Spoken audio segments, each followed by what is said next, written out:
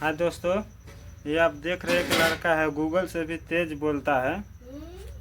ये 3 साल के लड़का है। ठीक है, इससे कुछ पूछते हैं। ठीक है, तुम्हारा क्या नाम है?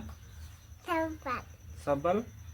सबल नाम है। ठीक है, अच्छा बताओ तो, एप्पल माने? बनाना माने? केला। मैंगो माने? जल्दी जल्दी बोलो, अच्छा से बोलो। कैट माने? बिल्ली। कैट माने बिल्ली। एलिफेंट माने? एलिफेंट माने? हाथी। कोकोनट। नारियल।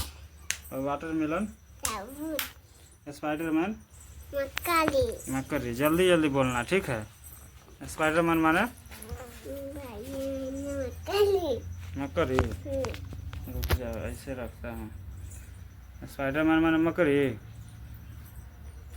बटरफ्लाई? तितली। वॉच?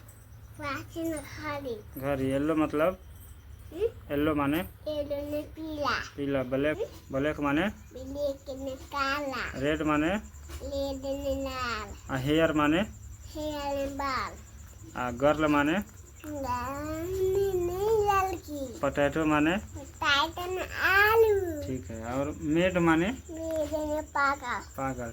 और गुड माने? अच्छा। ऑरेंज माने?